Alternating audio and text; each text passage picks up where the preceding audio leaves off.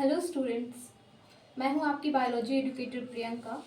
और जो हमने पिछले वीडियो में पढ़ा था breathing and exchange of gases, ये इसका दूसरा लेक्चर है। ठीक है, आज हम जो पढ़ेंगे वो हम पढ़ेंगे ह्यूमन रेस्पिरेटरी सिस्टम के बारे में। ठीक है, यहाँ पे जितना भी आपका एल्वेलाई, फिर हम देखेंगे अच्छे से, फिर उसके बाद जो भी conducting zone, respiratory zone.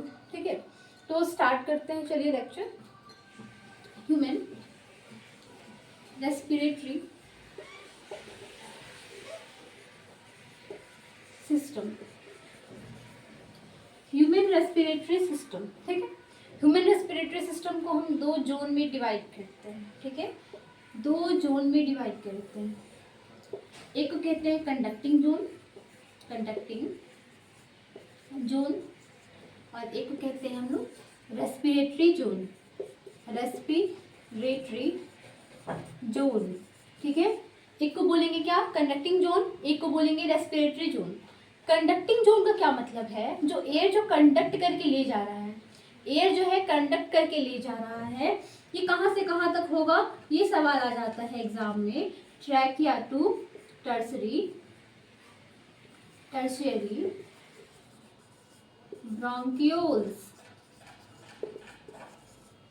Trachea to tertiary bronchioles जो है वो वहां पे क्या होगा, कंडक्टिंग जोन होगा। अच्छा, कंडक्टिंग जोन का काम क्या है, कंडक्टिंग जोन का मेन काम है ना, यहाँ पे फिल्टर कर देना। अब जैसे मान लो आप लेके आ रहे हो, आप बहुत सारा पैथोजन लेके आ रहे हो, है ना, गैसेस के साथ जो एयर है उनके साथ पैथोजन लेके आ रहे हैं, उनका वो क्या करता है, यहाँ पे फिल्ट्रेशन कर देना, है ना। ह्यूमिडिटी वार्म, ठीक है, जो ह्यूमिडिटी एक तरीके से कह लीजिए, तो ये जो है ना एक टेम्परेचर मेंटेन करना, ह्यूमिडिटी जो है वो करना, है ना, इनका काम होता है कंडक्टिंग जोन का। ठीक है, और अगर हम बात करते हैं रेस्पिरेटरी जोन का काम क्या है, इनका तो मेन काम है एक्सचेंज ऑफ गैसेस का। एक्सचेंज ऑफ गैसेस कहाँ होता है, रेस्पिरेटरी जोन में। एक्सचेंज ऑफ गैसेस होता है आपका रेस्पिरेटरी जोन में। ये कहाँ से कहाँ तक होगा, ये रहेगा आपका रेस्पिरेटरी ब्रोंक्यूल्स,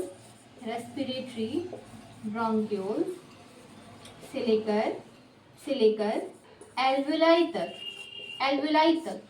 ठीक है, ये कहाँ से, अच्छा कंडक्टिंग जोन कहाँ से, ट्रैकिया से लेके कहाँ तक, टर्सरी ब्रोंक्यूल्स तक। और ये रेस्पिरेटरी जोन कहाँ है आपका, एल्वेलाई, रेस्पिरेटरी ब्रोंक्यूल से लेके एल्वेलाई तक।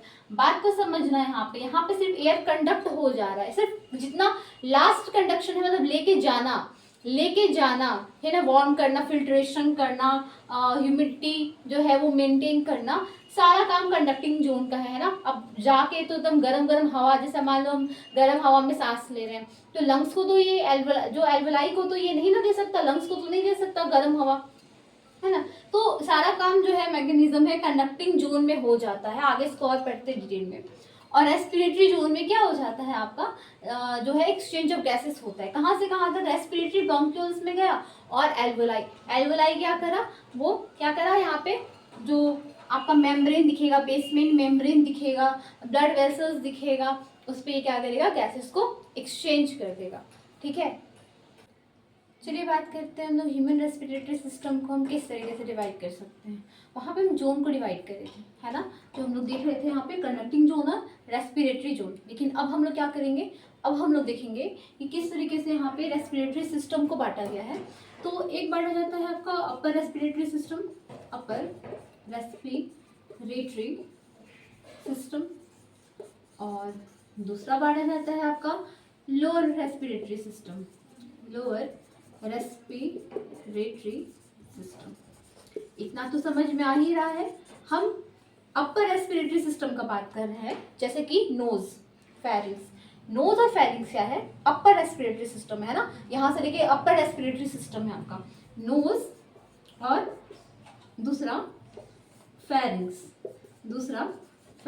ठीक है, नोज और फेरिंग्स क्या है, अपर रेस्पिरेटरी सिस्टम है। नोज से हम क्या करें, एयर, यहाँ से एयर जो है इनहेल करें, और जो हमारा यहाँ तक फेरिंग्स तक गया उसको हम लोग कहते हैं आपका यहाँ पे अपर रेस्पिरेटरी सिस्टम, ये अपर रेस्पिरेटरी सिस्टम है। लेकिन देखना फिर ध्यान से, जैसे ही ट्रैकिया, लैरिंग्स, दूसरा लैरिंग्स, फिर जितना ब्रोंकाई है, ब्रोंकाई से लेकर चौथा एल्वियोलाई है, वो क्या हो जाता है, लोअर रेस्पिरेटरी सिस्टम, है ना, लोअर रेस्पिरेटरी सिस्टम। यहाँ से यहाँ तक जितना है लोअर रेस्पिरेटरी सिस्टम, और ऊपर वाला जितना है अपर रेस्पिरेटरी सिस्टम। चलिए एक एक करके सारे के बारे में पढ़ते हैं। पहले नोज के बारे में पढ़ेंगे, फिर फेरिंग्स के बारे में पढ़ेंगे, और फिर लोअर रेस्पिरेटरी सिस्टम में जितना ट्रैकिया, लैरिंक्स, ब्रोंकाई और जितना ब्रोंकाई है ना, और आपका एल्वियोलाई, है ना, सबके बारे में चलिए पढ़ते एक एक करके। चलिए नोज के बारे में बात करते हैं, नोज के बारे में पढ़ते हैं कि नोज क्या है ना। नोज जो है, जिसको नाक कहते हैं, है ना, तो वो जो है बोन, जो है बोन से मिलके बना हुआ रहता है, बोन से मिलके बना हुआ रहता है, और एंड हाइलिन, हाइलिन कार्टिलेज से बना हुआ रहता है। बोन जो है, बोन से और हाइलिन कार्टिलेज से। बोलेगा मैम बोन, नाक में बोन, हाँ, ऊपर साइड में ये देखो, ये पूरा बोन है, और ये जो है यहाँ से यहाँ तक जो स्ट्रक्चर दिख रहा है वो क्या रहता है आपका, हाइलिन कार्टिलेज से जो बना हुआ रहता है, ठीक है।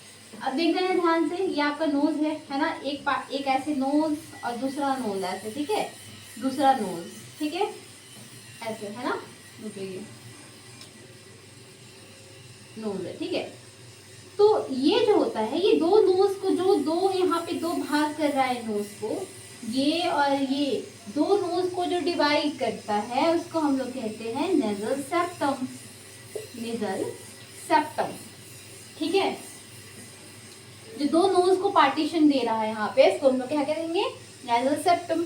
और ये जो नॉस्ट्रिल है, नॉस्ट्रिल बोलेंगे इसको, या फिर इसी को कहेंगे एक्सटर्नल नेयर्स, एक्सटर्नल नेयर्स, ठीक है, ये बोलेंगे हम यहाँ पे एक्सटर्नल नेयर्स।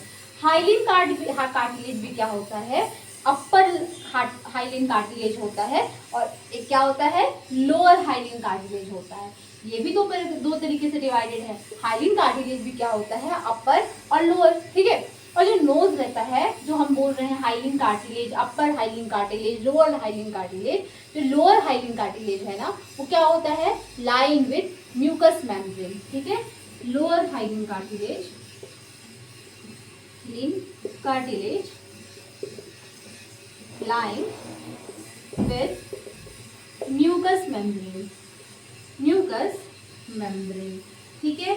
नाक के बारे में थोड़ा सा जाने, क्यों नाक के बारे में थोड़ा हम जानेंगे। नाक के देखो, जैसे ही हम अंदर जाएंगे नेजल चैम्बर मिलेगा आपको, है ना, नेजल चैम्बर मिलेगा, चैम्बर जो अंदर जाएंगे चैम्बर की तरह हमको मिलेगा, ठीक है, वो भी हम देखेंगे। लेकिन आप थोड़ा सा ध्यान दीजिएगा कि जो नोज है वो क्या है, बोन से बना हुआ है, हाइलिन कार्टिलेज से बना हुआ है, और हाइलिन कार्टिलेज भी कैसे बढ़ जाता है, अपर में, और क्या बढ़ जाता है, लोअर हाइलिन कार्टिलेज में बढ़ जाता है, ठीक है। ये है आपका नाक। ये जो नाक में दो एक पार्टीशन, दो नाक को जैसे डिवाइड कर रहा है, उसको हम लोग क्या कहेंगे, नेजल सेप्टम बोलेंगे। और ये जो क्या दिख रहा है, नॉस्ट्रिल, जिससे हम क्या करेंगे, एयर को इनहेल करेंगे, ठीक है। और या फिर इसी को क्या कहते हैं हम, एक्सटर्नल नेयर्स कहते हैं। जो लोअर हाइलिन कार्टिलेज है, अपर तो नहीं, लोअर अगर हाइलिन कार्टिलेज में जाओगे, अंदर होता है वो लोअर हाइलिन कार्टिलेज, ठीक है। तो वो क्या होता है, लाइन विद म्यूकस मेम्ब्रेन, ठीक है, लाइन विद म्यूकस मेम्ब्रेन, ठीक है। तो आगे हम लोग देखते हैं नेजल चैम्बर के बारे में। इतना नोज जो है, इतना नोज के बारे में जानना आपके सिलेबस के लिए, आपके लिए इनफ होगा, ठीक है। तो आगे हम लोग देखते हैं नेजल चैम्बर के बारे में कि नेजल चैम्बर कैसा होता है, और नेजल चैम्बर पे कौन कौन सा रीजन प्रेजेंट होता है, ठीक है। ठीक है, अब बात करते हैं हम लोग नेजल चैम्बर के बारे में। जैसे ही नॉस्ट्रिल के अंदर गए आपको चैम्बर्स मिलेगा, ठीक है। नेजल चैम्बर, नेजल चैम्बर, ठीक है।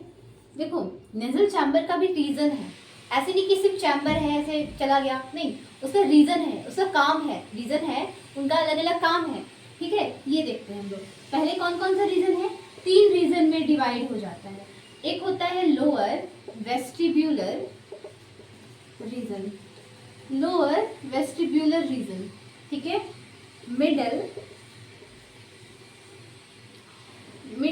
रेस्पिरेटरी रीजन,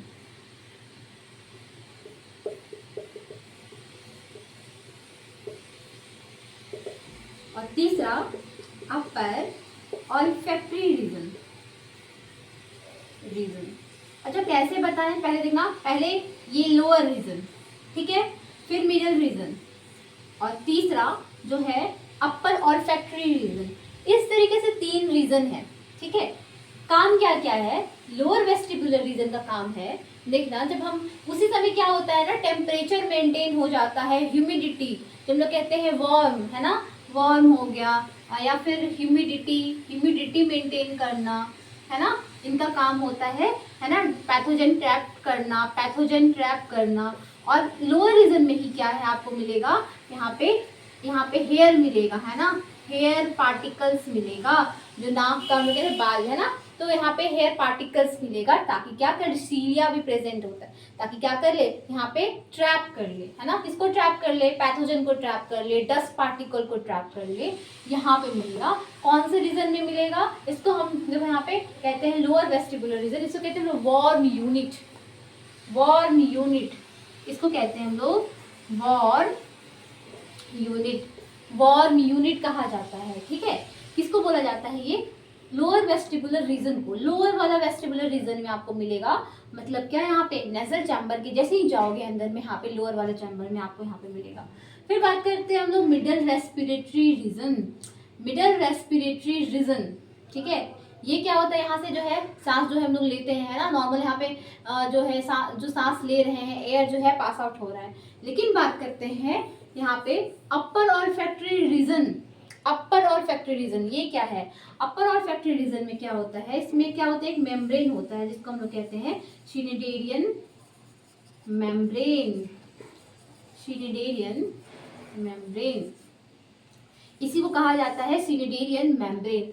आप जो है नीट का बहुत पहले पुराना पेपर उठा के देखना, ये सब आपको मिलेगा, सिनेडेरियन मेम्ब्रेन मिलेगा ऑल्फैक्टरी रीजन में, है ना। और इसी में क्या होता है, ये क्यों बता रहे हैं हमको पता चलेगा, इसी में एक बॉमेन ग्लैंड प्रेजेंट होता है। क्वेश्चन यहीं से था, बॉमेन ग्लैंड कहाँ प्रेजेंट है, सिनेडेरियन मेम्ब्रेन के अपर ऑल्फैक्टरी रीजन के नेजल चैम्बर में प्रेजेंट होता है, बॉमेन्स ग्लैंड कहते हैं, बॉमेन्स ग्लैंड, ठीक है। अब ये बॉमेन ग्लैंड क्या होता है, इसमें क्या होता है ना, ऑल्फैक्टरी रिसेप्टर सेल होते हैं। अब ऑल्फैक्टरी रिसेप्टर सेल ही क्या करेंगे, यहाँ पे सांस जो हम लोग लेते हैं खुशबू के लिए ना, ऑल्फैक्टरी का मतलब क्या है, जो खुशबू है हम लोग ऐसे सूंघ रहे हैं ना, स्मेल जो है वो हम लोग ले रहे हैं, वहीं पे ये रिसेप्टर होते हैं, यहीं से पता चलता है हमें। तो कितना जरूरी है बॉमेन्स ग्लैंड होना। वो पहले कहाँ क्या पता है हम यहाँ पे, अपर ऑल्फैक्टरी रीजन का सिनेडेरियन मेम्ब्रेन, इसको हम लोग कहते हैं मेम्ब्रेन है, सिनेडेरियन मेम्ब्रेन, उसी में वो ग्लैंड प्रेजेंट होता है, बॉमेन ग्लैंड, जिसमें प्रेजेंट होता है आपका ऑल्फैक्टरी रिसेप्टर सेल, जिसे आप स्मेल का आराम से कर पाओगे, आपको पता चलेगा किस चीज का खुशबू आ रहा है ना, डिटेक्ट कर पाओगे आप, किससे पता चलेगा, आपके ऑल्फैक्टरी रिसेप्टर सेल के कारण पता चलेगा, ठीक है, ये समझिएगा। और ये जो है ये भाई बहुत रहना जरूरी है, आप जो लोअर वेस्टिबुलर रीजन ह्यूमिडिटी के लिए काम हो रहा है ना, हम लोग कहते हैं कि ज़्यादा अगर गर्म हवा आ जाए तो नाक देख तो फट जाता है, ब्लड वेसल्स वगैरह होता है, यहाँ पे ब्लड वेसल्स होता है, एक तरीके का बहुत ज़्यादा सेंसिटिव एरिया है ये, इसमें एयर पार्टिकल्स वगैरह तो प्रेजेंट, लेकिन ये और ये एरिया जो है बहुत ज़्यादा सेंसिटिव हो जाता है।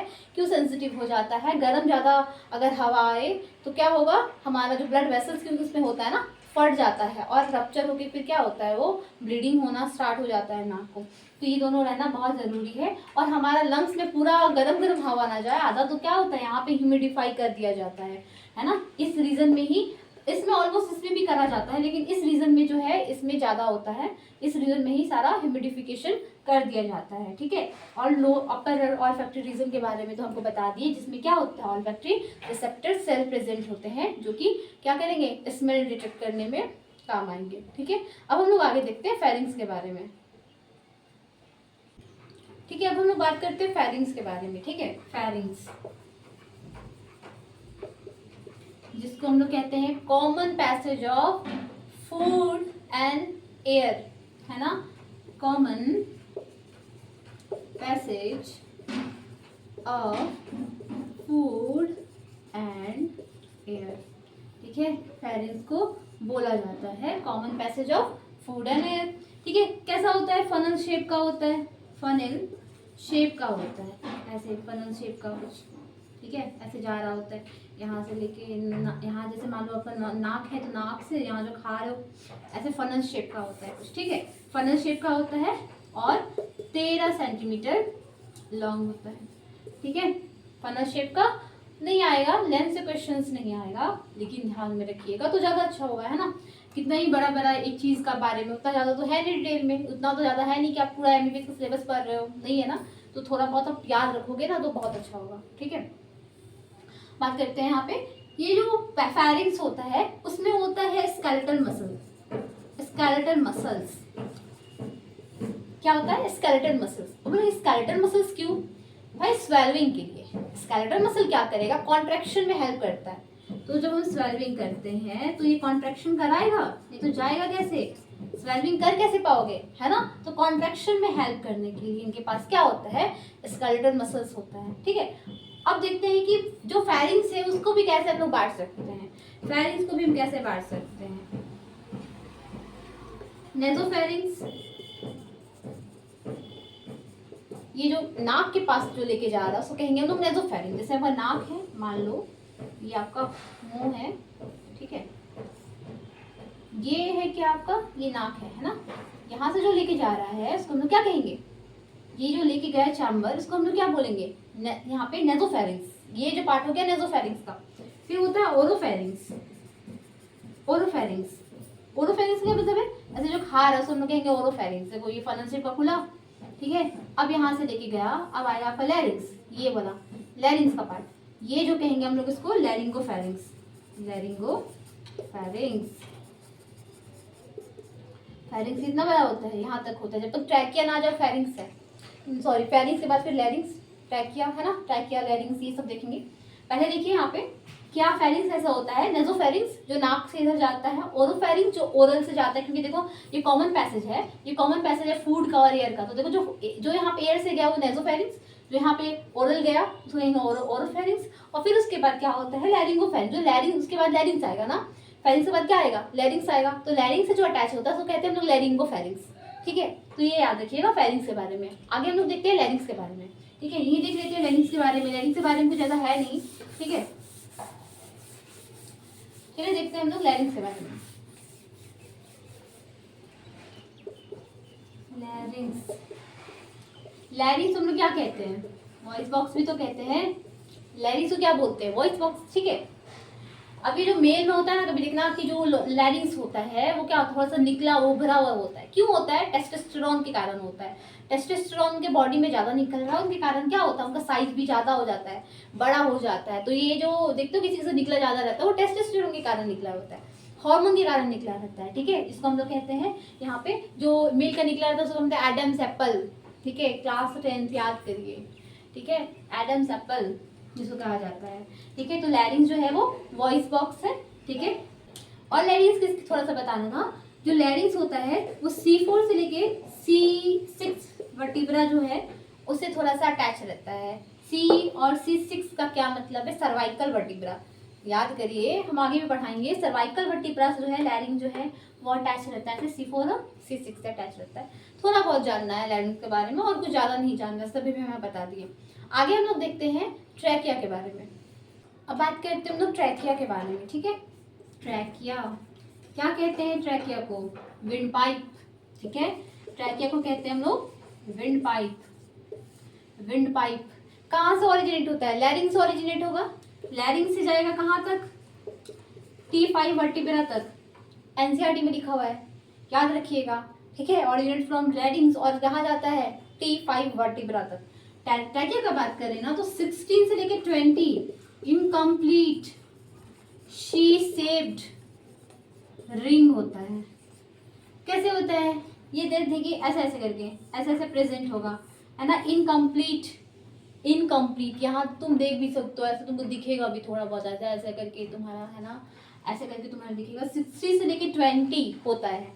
अब वैरी भी तो करता है ना। अब जो मान लो कि किसी में 16 है, किसी में 20 है ना, वो साइज के हिसाब से वैरी करता है, हाइट के हिसाब से भी वैरी करता है, ठीक है। तो ये क्या है? 60 से लेके 20 इनकम्प्लीट, पूरा कंप्लीट रिंग नहीं है ना। शी शेप का यहाँ पे रिंग है, जो कि कौन सा किससे बना हुआ है? ये भी कार्टिलेज से बना हुआ है। ये भी किससे बना हुआ है? कार्टिलेज का रिंग है। कार्टिलेज का जो रिंग है वो इनकम्प्लीट ऐसे ऐसे करके घुमा हुआ है, पूरा नहीं, ऐसे ऐसे करके तुम्हारा ऐसे ऐसे जॉइन कर करके तुम्हारा 60 से लेके 20 इनकम्प्लीट होता है। और कहाँ जाती 5 वर्टिब्रा, मतलब कि थोरासिस वर्टिब्रा है ना। थोरासिस वर्टिब्रा में तुम्हारा देखने के लिए मिलेगा यहाँ पे ट्रैकिया। कहाँ तक रहेगा तुम्हारा, लैरिंग से लेके थोरासिक वर्टिब्रा तक, और थोरासिक 5th वर्टिब्रा तक, ये नहीं कि बहुत ज़्यादा T5 ऐसे याद कर लेना है ना। T5 वर्टिब्रा तक यहाँ पे तुम्हारा मिलेगा ट्रैकिया, जिसको कहेंगे हम लोग विंड पाइप। अब जो ट्रैकिया है, ठीक है, अब जो ट्रैकिया है वो कहाँ जाता है, आगे बढ़ता है, हम लोग देखेंगे है ना। लेफ्ट प्राइमरी ब्रोंकियोल और ब्रोंकाई और राइट प्राइमरी ब्रोंकाई में बटेगा, है ना। ये कहाँ बटेगा, खुलेगा कैसे, ट्रैकिया जो है ना, जैसे ट्रैकिया है, ठीक है, ट्रैकिया खुलेगा इस तरीके से, खुलेगा ट्रैकिया, है ना। कहाँ जाएगा, राइट, आगे हम लोग देखेंगे प्राइमरी ब्रोंकाई में जाएगा, और फिर यहाँ क्या जाएगा, लेफ्ट प्राइमरी ब्रोंकाई बनेगा आगे जाकर, है ना। आगे इसी में डिवीजन होगा, आगे जो है वो डिवीजन होगा राइट प्राइमरी ब्रोंकाई में और लेफ्ट प्राइमरी ब्रोंकाई में, ठीक है। चलिए बात करते हैं हम लोग ब्रोंकाई के बारे में, ठीक है। अब बात करते हैं ब्रोंकाई के बारे में, देखना ध्यान से। ब्रोंकाई हम क्या बोले, देखो तुम्हारा तो है ना 2 लंग्स में डिवाइड हो रहा है, तो एक जो होगा राइट प्राइमरी ब्रोंकाई में बटेगा, और फिर बटेगा प्राइमरी, पहले तो क्या बटेगा, ब्रोंकाई जो है हम लोग कैसे बटेगा, अभी जो हम ट्रैकिया से ही देख रहे थे, बट कैसे रहा था आगे, right primary bronchi, right primary bronchi, और फिर किसमें बटेगा, दूसरा में किसमें बटेगा, लेफ्ट प्राइमरी ब्रोंकाई, है ना। राइट प्राइमरी ब्रोंकाई और लेफ्ट प्राइमरी ब्रोंकाई, ऐसे ना बट रहा था। ये आपका लंग जो है वो राइट और लेफ्ट में बटा हुआ है, तो ये भी तो बटेगा तुम्हारा, ये ट्रैकिया से फिर बटेगा इस तरीके से, है ना। अब बात करते हैं कि प्राइमरी ब्रोंकाई में जो राइट जो है वो थोड़ा सा क्या होता है ना, वाइडर होता है, थोड़ा सा चौड़ा होगा और शॉर्ट होगा। ये क्या होगा, चौड़ा होगा और शॉर्ट होगा, ठीक है। आप जब एनाटॉमी करोगे आगे जाकर आप उसको देखोगे कि बहुत शॉर्ट है और चौड़ा है, लेकिन इसको देखोगे तो थोड़ा सा लंबा होगा और क्या होगा, पतला भी होगा लेफ्ट, ठीक है। तो याद रखिएगा ये चीज, ठीक है, याद रखने के लिए आपको हम बस बताएं। उसके बाद प्राइमरी ब्रोंकाई जो है वो बढ़ गया, उसके बाद क्या बटेगा, प्राइमरी के बाद क्या बटेगा, सीक्वेंस याद रखना, सेकेंडरी ब्रोंकाई, सेकेंडरी ब्रोंकाई, ठीक है। इसी के एक और नाम देते हैं हम लोग लोबर ब्रोंकाई, लोबर ब्रोंकाई भी कहते हैं सेकेंडरी ब्रोंकाई को। अब हम लोग आगे देखेंगे लोब, जो हमारे लंग्स का जो लोब है ना उसमें ये जो है वो घुसता है, इसलिए इसको हम लोग कहते हैं सेकेंडरी ब्रोंकाई या लोबर ब्रोंकाई, ठीक है। उसके बाद क्या आएगा, टर्शियरी ब्रोंकाई, टर्शियरी ब्रोंकाई। अभी जो टर्शियरी ब्रोंकाई इसका एक और नाम है segmental bronchi, segmental bronchi, segmental bronchi कहते हैं इसको। उसके बाद किस में बटेगा बताइए, है ना, ब्रोंक्यूल्स, ठीक है। तो ब्रोंक्यूल्स, ठीक है, तो ब्रोंक्यूल्स किस में बटेगा, ब्रोंक्यूल्स बचेगा टर्मिनल ब्रोंक्यूल्स में, टर्शियरी बोला गया था, टर्मिनल ब्रोंक्यूल्स में। तो आगे किस में बटेगा, लिख देते हैं टर्मिनल ब्रोंक्यूल्स में। अब टर्मिनल ब्रोंक्यूल्स फिर किस में बटेगा, रेस्पिरेटरी ब्रोंक्यूल्स में। देखो नीट में तो क्या करता है, सीक्वेंस पूछता है, ठीक है, तो ये याद रखिएगा। पहले कैसे याद रखोगे ये बताओ, नोज है ना, नोज देखे, फिर उसके बाद नेजल चैम्बर, नेजल चैम्बर देखे, उसके बाद कहाँ गया फेरिंग्स, उसके बाद लैरिंग्स, उसके बाद ट्रैकिया, ट्रैकिया में भी आपका देखोगे राइट प्राइमरी ब्रोंकाई और लेफ्ट प्राइमरी ब्रोंकाई है, लेकिन ये सीक्वेंस में नहीं है, याद रखिए, तो बट रहा है ना। उसके बाद आता है प्राइमरी ब्रोंकाई के बाद secondary bronchi, tertiary bronchi, bronchioles, bronchioles के बाद टर्मिनल ब्रोंक्यूल्स, उसके बाद आता है रेस्पिरेटरी ब्रोंक्यूल्स, ठीक है। उसके बाद आएगा जो हमारा देखेंगे एल्वेलाई पढ़ेंगे, लेकिन उससे पहले पढ़ना लंग्स, लंग्स के अंदर होता है एल्वेलाई, तो आपको लंग्स उसके बाद अभी पढ़ाते हैं नेक्स्ट स्लाइड में, ठीक है। चलिए बात करते हैं हम लोग लंग्स के बारे में, ठीक है। लंग्स, लंग्स क्या होता है, पेयर्ड होता है, पेयर्ड होता है, हमारा रेस्पिरेटरी ऑर्गन है ये, है ना, हमारा क्या है ये रेस्पिरेटरी ऑर्गन ही तो है, शेप का बात करें तो थोड़ा सा कोन शेप का होता है, ठीक है, याद रखिएगा, कोन शेप का होता है, ठीक है। लंग्स क्या है, हमारा रेस्पिरेटरी ऑर्गन है, कोन शेप का होता है, पेड़ होता है, ठीक। देखना, जो लंग्स होता है उसमें क्या होता है ना, डबल मेम्ब्रेन होता है। हमारा जो लंग होता है वो क्या होता है, डबल मेम्ब्रेन होता है। दो मेम्ब्रेन देखने के लिए मिलेगा लंग्स में, है ना। हम लोग फीजर्स भी देखने के लिए मिलेगा, ये सब देखने के लिए मिलेगा, अभी बताएंगे आगे, ठीक है। लंग्स में क्या होता है, डबल मेम्ब्रेन। जरा देखते हैं डबल मेम्ब्रेन, ऐसा कुछ है लंग्स, अरे तो गोल बन गया, ठीक है, थोड़ा सा कोन शेप का, लाइक ऐसा करके लंग्स कुछ, ठीक है। ये देखना ध्यान से, दो मेम्ब्रेन का बना हुआ रहेगा, दो मेम्ब्रेन, एक जो है यहाँ मेम्ब्रेन होगा इसमें, और एक जो है वो अपर साइड में मेम्ब्रेन होगा, इतना गैपिंग नहीं रहता। बस ड्रॉ किए हैं कि आपको समझ में आ जाए, ठीक है, ड्रॉ करेंगे कि समझ में आ जाए, ठीक है। और लंग्स कहाँ प्रेजेंट होता है, थोरेसिक कैविटी में प्रेजेंट होता है ना। उधर हमारे लंग्स है ऐसे कुछ, ऐसा ऐसा करके कुछ लंग्स है, इसमें यहाँ पे साइड में थोड़ा सा हार्ट भी दिखेगा आपको, तो ये थोरेसिक कैविटी में प्रेजेंट होता है। ये तो नहीं लिख रहे कि आपको पता होना चाहिए प्रेजेंट कहाँ होता है, थोरेसिक कैविटी में प्रेजेंट होता है।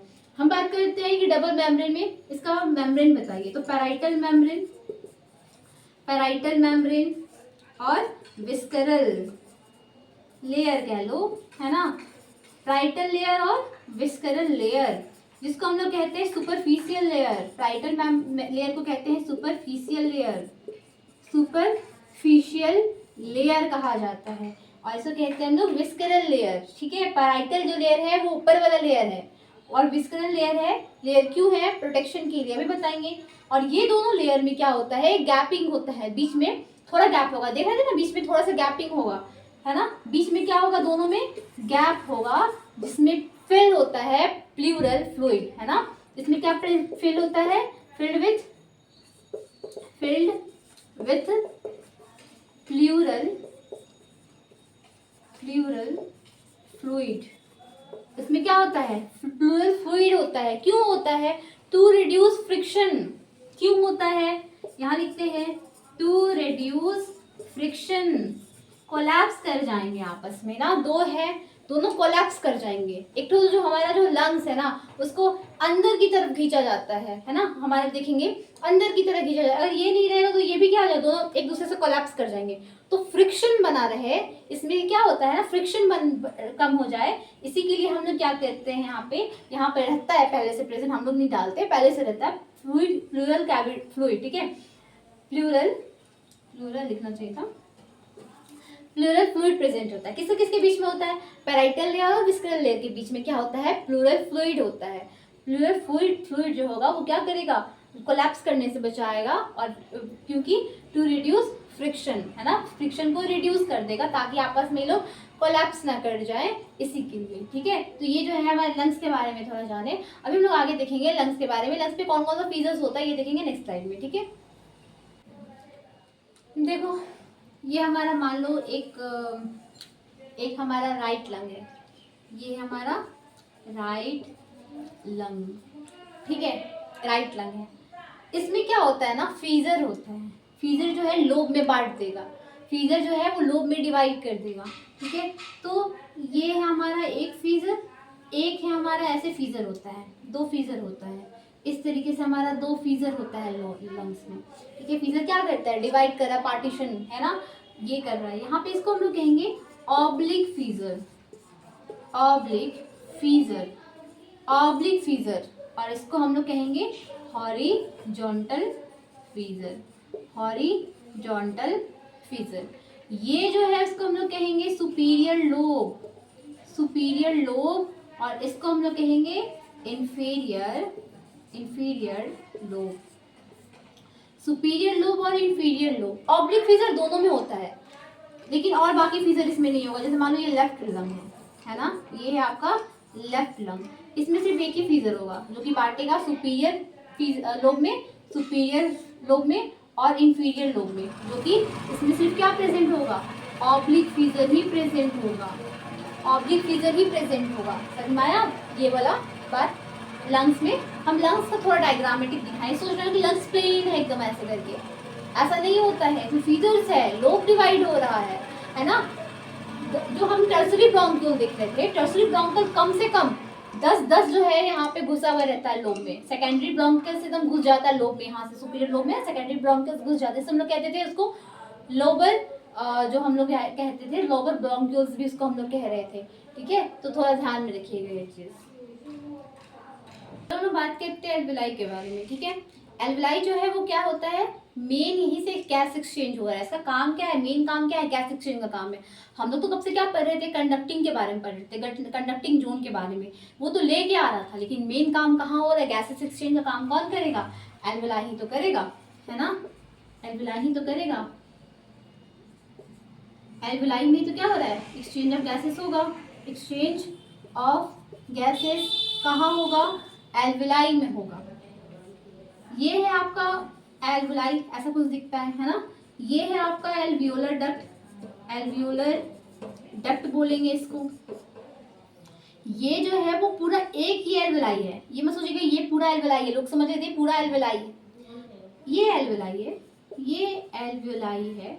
ये पूरा जो बन गया ना उसको हम लोग कहते हैं सैक लाइक स्ट्रक्चर, तो एल्वियोलर सैक कहेंगे, एल्वियोलर सैक बोलेंगे। ठीक है, एल्वियोलर सैक बोलेंगे। ठीक है, कौन सा टिश्यू प्रेजेंट होता है ये पूछा जाएगा, सवाल पूछता है। Simple squamous epithelium, simple squamous epithelium, इसमें क्या होता है, प्रेजेंट होता है। किसमें, एल्वेलाई में प्रेजेंट होता है। और अगर हम सेल का बात करें तो इसमें कौन कौन सा सेल प्रेजेंट होता है वो देखते हैं। ठीक है,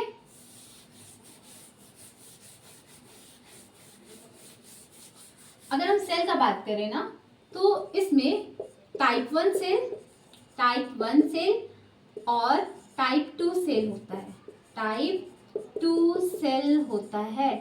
टाइप 1 को हम लोग कहते हैं न्यूमोसाइट, टाइप 1 को कहते हैं हम लोग न्यूमोसाइट। ठीक है, यही तो क्या करता है, मेन गैस एक्सचेंज काम करता है। इसमें ज़्यादा ये 95% होता है एल्वेलाई में, अगर हम देखें तो ये क्या होता है 95% होता है। और ये क्या होगा 5% होगा, जिसको हम लोग कहते हैं सेप्टल सेल, सेप्टल सेल, जो कि क्या होगा सिर्फ 5% ही होगा।